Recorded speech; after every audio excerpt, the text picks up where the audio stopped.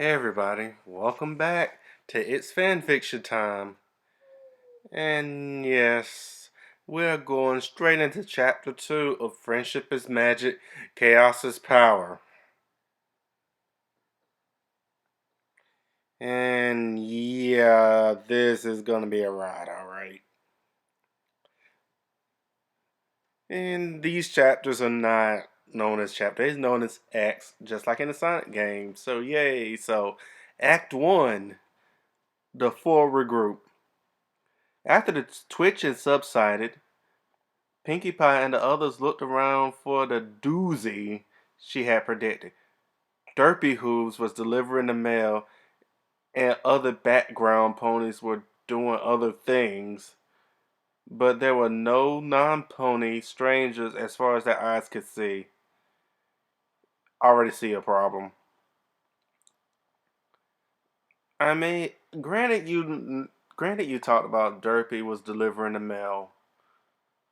But if the background ponies were doing other things, you could just say other ponies doing other things. You didn't have to say background ponies now. That's a little messed up. Alright, continuing on. That's strange, Pinky said. These predictions always happen more or less immediately. There was a brief pause, and then the 6 ponies went their separate ways. It wasn't until the following morning the 4 holes opened up in the sky. Oof! Sonic had landed on his head.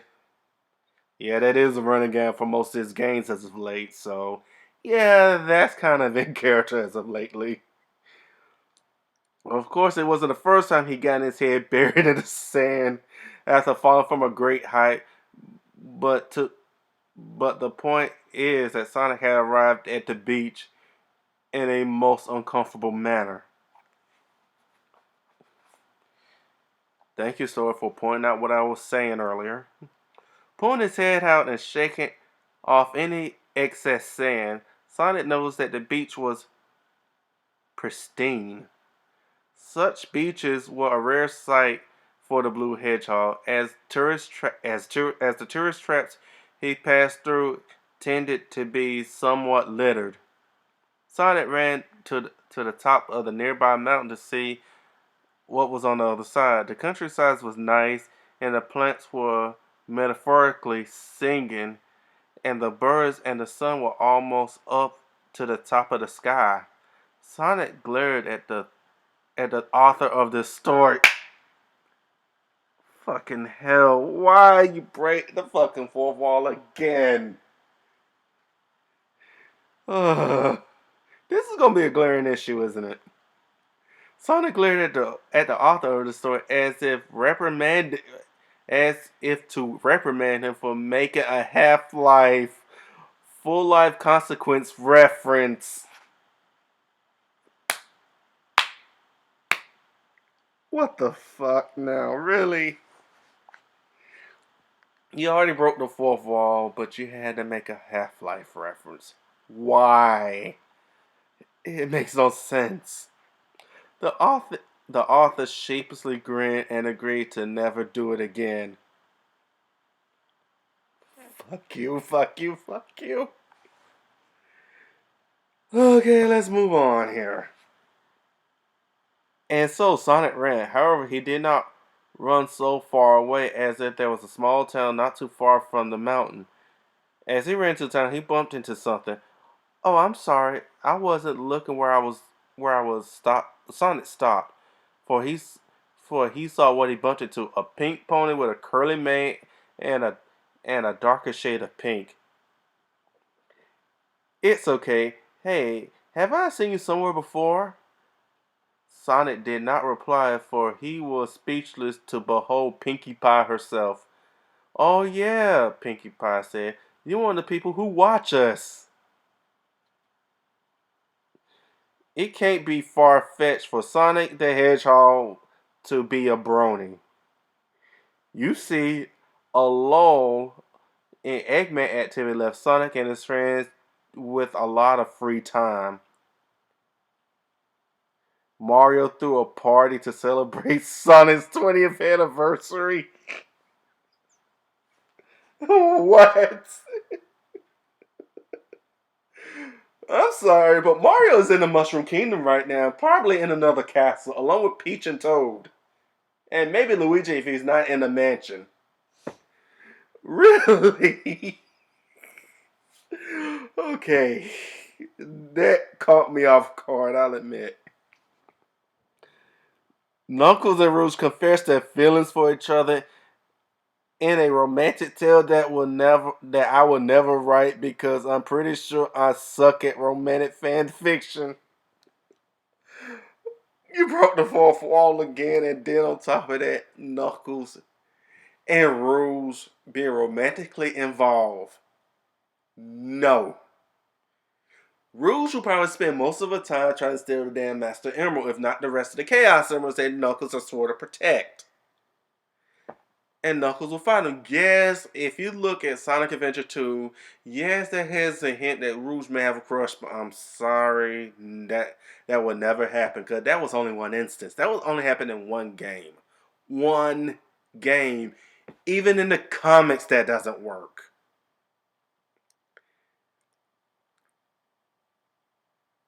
And also, let's be real, I think, I could be wrong at this. I could be wrong on this, but I think Rouge may have more of a romantic interest in Shadow. Yeah, that's stretching it. But the way she take up for him all the time in all media, you would think so. Well, except for Sonic X. But anyway. That was painful to read right there. And Sonic spent a lot of time on the internet where he was introduced to My Little Pony Friendship is Magic. Needless to say, Sonic was hooked. Yeah, and Sonic's World Internet does exist. In the comics, it's called the Eggnet. Just throwing it out there. Sonic does not hesitate to explain his predicament.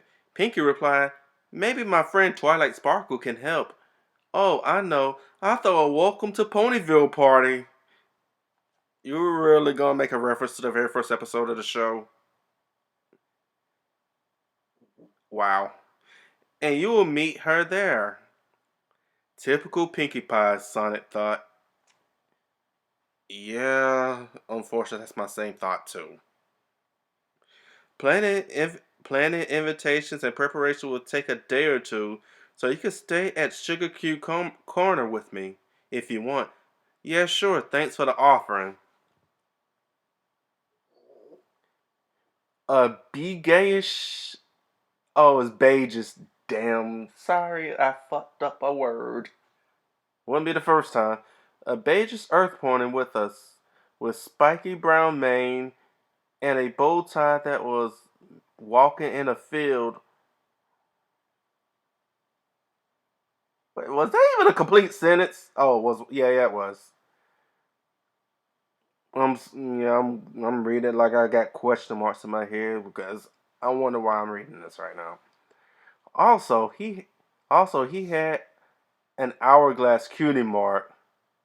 He didn't notice the unconscious red echidna laying on the ground because his focus was upon the rift in the sky. So this was the last of them, the doctor said. I best close it with my sonic screwdriver before it takes any damage. Wait a minute, what the hell is a sonic screwdriver? Oh boy. Wait, what the? The doctor was taken aback by the stream of darkness coming from the hole. He could hear the darkness say, "To think that after I was erased from existence, I still live, yet was trapped in a rift between dimensions. I suppose I have to thank him to thank for releasing me once again. It seems that there lies an opportunity to thank him. The flames may be gone, but I still regain my omnipotence. Ha ha ha ha ha. No. No, No, no, no, no, no. I did not just read that. Please do not tell me. I haven't read the rest of the chapters yet, but yes, I'm gonna use some foreshadowing here. If you freaking hell bring Mephiles or Iblis into this shit, I'm gonna go fucking off, okay? Do not bring the two characters that came from one of the worst Sonic games I ever played in my life into this fanfiction. Granted, I have a lot of questions about this fanfiction as it is. And yes, I realize the main glaring problem, which is the breaking of the fourth wall. That's gonna get on my nerves really fast. And probably everybody else's because it's done too many. And then, I mean, yes, as far as I say, as far as Pinkie Pie, yeah, she's in character. There's no doubt about it. She's in character. Down to the Pinky sense, which was introduced in the prologue. Then on top of that, her party planning, which is a great nod to the first episode of Friendship is Magic, which is entitled Friendship is Magic, which happened in part one, by the way. Yes, didn't I mention already I was a brony? But anyway, that's besides the point. But yeah, I'm not gonna lie, Sonic seemed confused just like I am right here, but yeah, this is gonna be a very, very interesting ride. So I guess next time we'll be reading the next chapter or act or whatever the hell the author wanna call it. But here's a tip. Don't self-insert yourself in a damn fan fiction, please. You already have the characters breaking the fourth wall. We don't need the author to break the fourth wall within the story. I'm not even gonna say it's meta because to me it isn't, okay? It's not. It's jarring to me. It's probably gonna be jarring to a lot of readers. So if you write any more fan fiction, please avoid doing that. Because it become annoying at best. Granted, it's not, at least the story's not completely awful. Just knowing that it does all this crazy stuff does bring a lot of chuckles to me, especially the fact you said Mario threw a celebration for Sonic's 20th anniversary. That really caught me off guard to the point, yes, I genuinely laughed.